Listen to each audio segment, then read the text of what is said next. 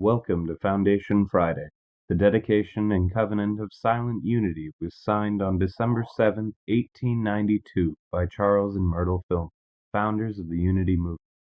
It is unlikely when they signed this covenant that they had any idea how far-reaching unity would be as it evolved into the church we know and love today. We invite you to join us as we explore and share some of the original ideas, teachings, and writings of the men and women who created the foundation of the Unity Church. Hi, thank you so much for joining us today for our Foundation Friday program. Today we are going back to 1911 to take a look at a lesson that was delivered by Unity co-founder Charles Fillmore. He offered this lesson in November of 1911, and it's titled In the Name of the Lord. This lesson is available to you in its entirety at truthunity.net if you want to download a PDF to keep for yourself. This lesson, like many of Mr. Fillmore's lessons, is very heavy in metaphysics, and you might really appreciate having a copy of it just for reference for your own personal library. So here we go. In the name of the Lord. Jesus said, "But even the very hairs of your head are numbered. Fear not, therefore, ye are of more value than many sparrows." Luke 12:7. If the Father is so minute in his watchful care of his children as to be familiar with even the number of hairs on every head, how can we for an instant imagine that we have been lost sight of in the bustle and whirl of the millions of Earth's population? Do not deceive yourself into believing that because you are not conscious of the Father's presence, you are therefore out of his sight. What is it that gives you life? What heals your cuts, burns, and bruises so quickly? The intellect has taught you to say nature. But what is nature? Is it not the same intellect's name for God? If nature exhibits extraordinary ability in gathering healthy particles of flesh to the burned finger, why not recognize the real source thereof and name it rightfully, the omnipresent Spirit, God? As Jesus said, it is so omnipresent that it has numbered the very hairs of your head. It lives in you. In fact, it literally lives you, and you are as a puff of wind without the omnipotent God. You, therefore, numbered. To be numbered is to be especially designed as having place, relation, importance, and necessity. If you are numbered, you are one of the factors that enter into the great problem of life. To number and to name mean one and the same thing. If you are numbered, you are therefore recorded in the annals of heaven, and the omnipresent Father knows you by name, particular to spirit. Jesus said, "Rejoice because your names are written in heaven." Luke 10:20. All of which means that the Father knows us by name and has intimacy and acquaintance with our lives, characteristics, and experiences, far exceeding that of any parent. Those who have returned to the Father's house and thereby come into conscious acquaintance with him know by experience that he is aware of every thought that flits through their minds, the most trivial circumstances of an apparently uneventful life are watched with the same careful solicitude as one upon whose acts the destiny of nations hangs. The scriptures give us much importance to the naming and numbering of the prophets and peoples. The Lord always gave the wise men and leaders new names when they had achieved some single victory. The record abounds with such examples. When the great Jehovah sent Moses to bring the children of Israel out of Egypt, he gave them the name by which he was to be known. I am that I am. Exodus 3:14. The noncommittal way of designating the unnamable one stamps this scripture with a peculiar metaphysical authority. It reveals in this particular instance that it came forth from one who knew the truth, that God could not be named as man names by describing. To describe God is to give him limitation. Hence, he could not be given a fairer designation than I am that I am. This is without confines or bounds. It allows unlimited expansion in every direction. Metaphysicians have found that this name held persistently gives the mind freedom from narrow ideas. It lets the imagination soar away from its dimensional concepts of God, and there flows into the mind, in consequence, a whole flood of expanded ideas. The imagining faculty of the mind is that upon which is based all form. It is the namer, hence a most important factor in the creation of man's world.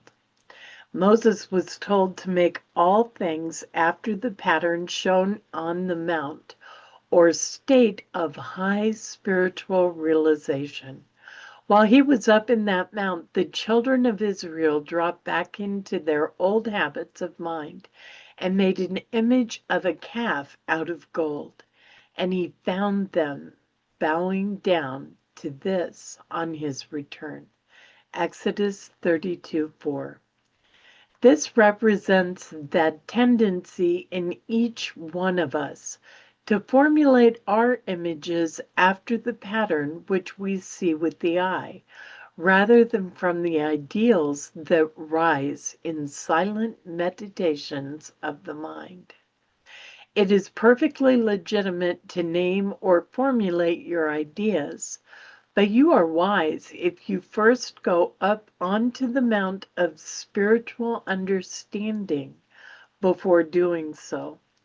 Jesus' advice to judge not according to appearances, John 7:24, was strictly correct in the science of mind. To make up your mind is to settle all your ideas about a common center.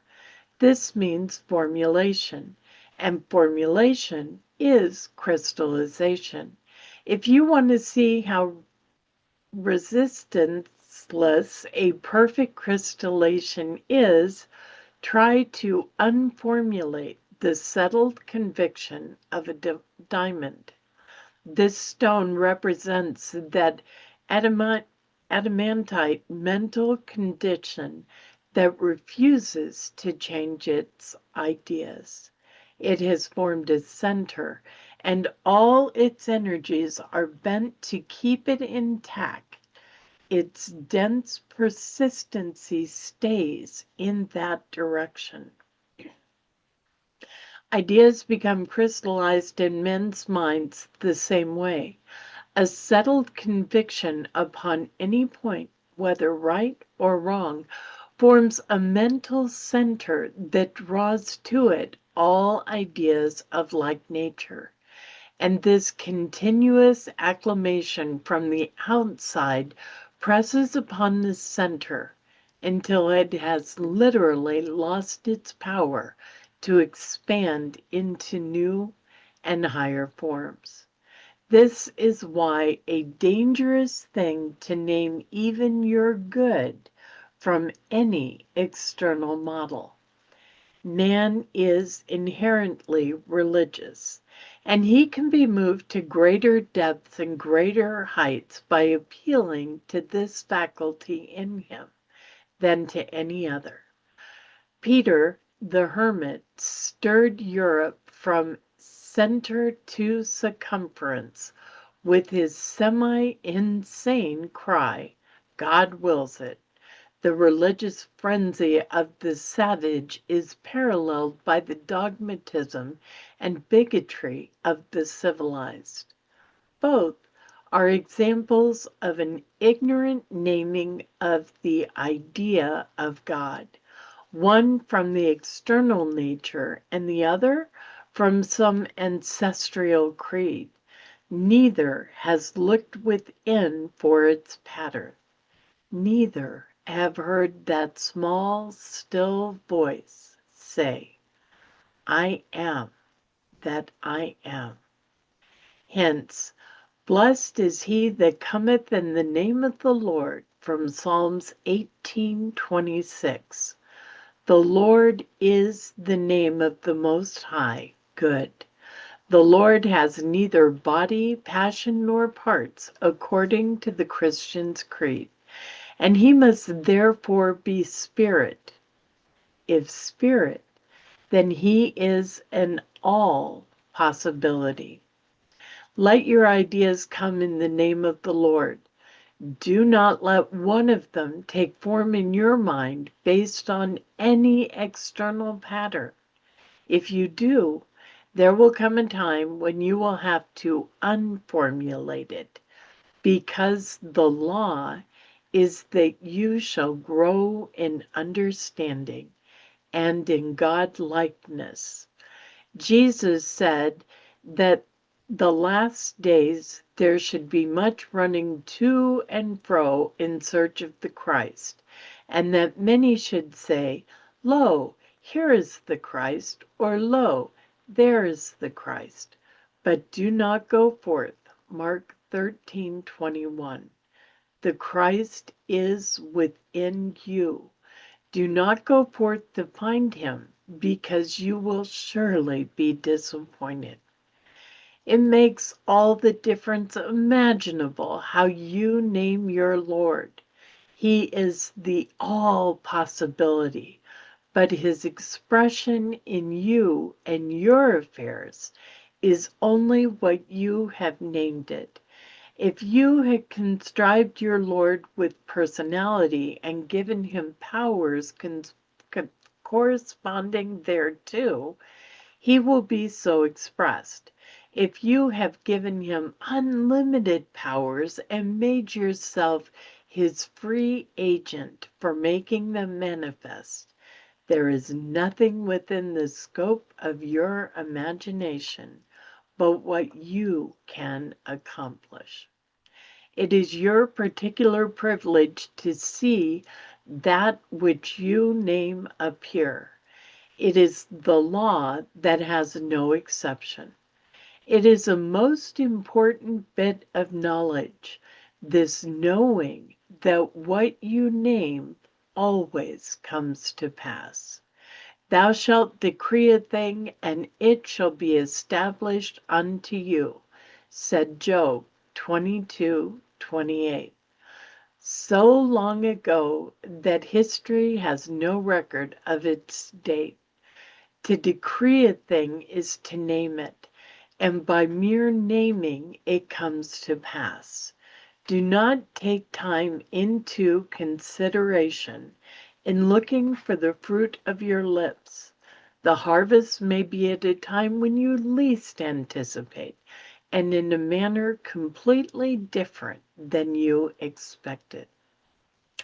It is written, "And Adam gave names to all cattle, and to the fowl of the air, and to every beast of the field." Genesis 2:20. Metaphysically, this means that the I of man decides the character of every thought. Cattle represents thoughts of active power, while beasts of the field are animal passions. Birds of the air are thoughts that soar into the ideal world, daydreams, etc. Thus, whatever you name these desires and emotions that arise in you, they appear to be to you. You call them by the name you have given them, and they answer because they're subject to you and know no other master. If you have said that the omnipresent life welling up at your heart center may sometime pass from you and allow your body to disintegrate, you have paved the way for that appearance called death. If you had said that there was an appearance of weakness in any organ of your body, that obedient service responds to the name you have given it exactly as would a pet dog. The members of your body do not express intelligence until you infuse into them the quality of your thought. They are quick to catch the faintest thought image that may flit through your mind, and they respond at a time when you least look for it. That weak back may be the echo of a word you sent forth years ago, so the vigor of your health is a result of the all-potent name you have dropped into your mind, expressing that harmony which we observe and call health. All the potentialities of being are made manifest through man in orderly method. Man has distinct faculties for expressing these potentialities. The heart is the center from which the divine substance is poured forth, the highest aspect of which is love. The head is the center from which the mind differentiates that combination of ideas termed intelligence.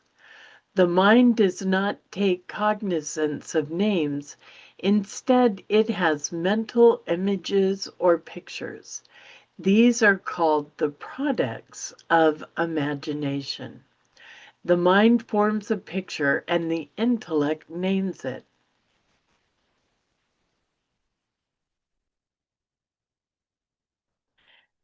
Instead, it has mental images or pictures. These are called the products of the imagination. The mind forms a picture and the intellect names it. You see in mind a transparent liquid flowing through the land, and at once the intellect says water. Everything that has a name in the world of effects is known in the world of causes by its image. So mind expresses every emotion, every sensation, every desire, every motive, and every thought of every kind by forming them into mental pictures. It is only when they are described in the language of the intellect that they receive that arbitrary appellation which we call name. The intellect makes language, and language is an arbitrary arrangement of sounds to express ideas. Thus, the same idea in the minds of two men may be beyond their power to communicate to each other because they are not familiar with the intellect's provincial dialect. If those men were conscious of this mental plane where images are the basis of language, they would have no trouble in communicating, though they were born of races most diverse. The image of a horse in one mind would be easily seen with the other mind, and communication would be easy. So we see that the common language of mankind is based in thought images, and that we shall never realize the universal language, which is the dream, until we have dropped the arbitrary word plane and ascended into the realm of thought images. There, language becomes alive. Every picture in the mind makes an exact copy of the thing imagined. If you think of a horse, you have formed in mind a living animal having all the characteristics of that quadruped. If you are familiar with driving your mental images, you can put a bit into the mouth of your mental horse and bid him to carry your desire where you wish. Do not presume that this is a mere play on words. It is a description of reality, the only reality in truth.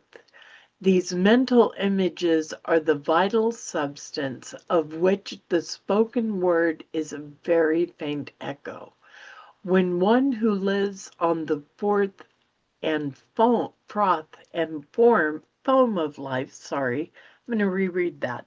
When one who lives on the froth and foam of life says, "Oh, that is the result of your imagination," there is no power in that. He is a fool drunken with his folly. Just recently, the press chronicled the remarkable recovery of sight in a Methodist revival meeting of a blind woman. The church people looked upon it as the work of God, but the worldly wise physician said it was nothing of the kind. He said the woman had become excited, and through her imagination, the optic nerves, which had been paralyzed, were revived. This case is rich with suggestions for the trained metaphysician. The doctor explains how the cure was effected, yet denies God any part of it, and at the same time, by his flippancy, ridicules the process while admitting its efficiency. The church people look upon it as a miracle performed by the direct hand of the Almighty, and scorn the theory of the doctor, who explains just how God in reality wrought the so-called miracle. Thus, ignorance sits in darkness, both in the house of those who have built a curative system without this wisdom as a commentant. But he who claims miraculous operations at the hand of God, meaning that results produced outside of exact and universal law, and he who claims that God is not immanent in every movement or manifestation, do err, and are far from coming in the name of the Lord. He who comes in the name of the Lord knows the Lord. He does not stand outside of him and look at effects and judge according to appearances, but he stands at the center of his own being, where the Lord and is witness to the work that is perpetually carried on. He can say of himself, "Blessed is he that cometh in the name of the Lord." So, there you have it, the teachings and sermon by Unity co-founder Charles Fillmore. Like I said, you can download a PDF from this at truthunity.net. There's an awful lot of metaphysics in it. I hope you enjoyed this teaching and this lesson. Before we go, please know you matter. You are sacred, and you are so, so very loved. Namaste. Thank you for joining us, and let's stay connected and grow in spirit. We are on Facebook. Search for Unity Church of El Cajon and follow us and like our posts. You can reach us on YouTube at Unity Church of El Cajon. Please subscribe to our channel, watch our videos, and leave comments which can help us improve. We are on the web at unityofelcajon.org. Email or call our church office to receive our weekly newsletters, which lists all of our activities and opportunities to learn and grow together.